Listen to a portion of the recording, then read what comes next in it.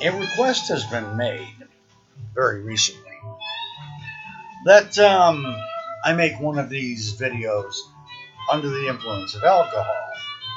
There are those of you who would argue that any of the videos you've seen must have been under the influence of alcohol. And while I will admit that it has sometimes been the case, generally it is not, but this is for you. Now, there are those of you who would argue that people who drink a lot cannot possibly make any sort of sense or make use of logic or actually, string together anything coherent. I would argue that since at least a couple of these videos have been made under the influence of vodka and sometimes wicked apple, and I know there was one other, and I can't. Oh, the root beer. Anyway, logic doesn't necessarily have to start from a valid point. No.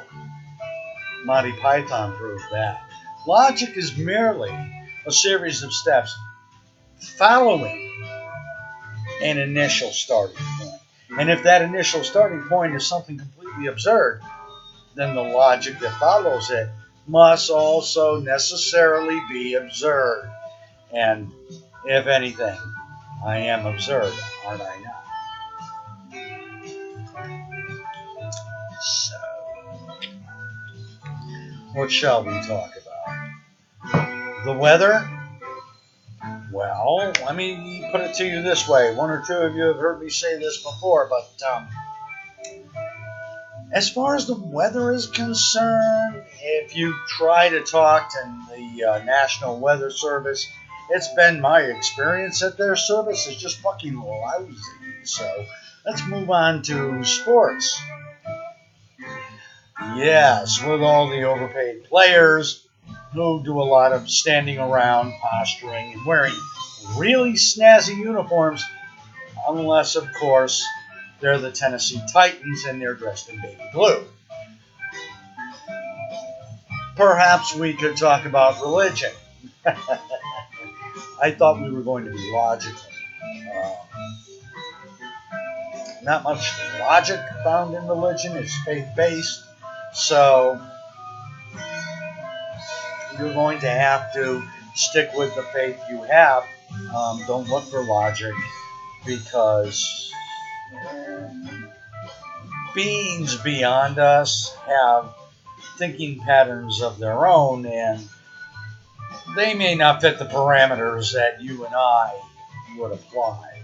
So let's move on to politics. And once again, where are we going to find any logic? I mean, this again is a subjective matter, mostly due to the fact that your average politician is subject to greed. That's what makes it so fucking subjective.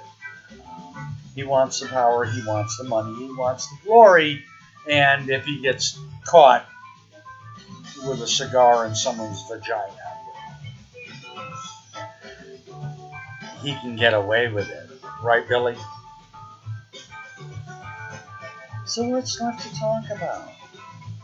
Can we talk about the fact that I've been consuming vodka in front of you? Well, this isn't national television.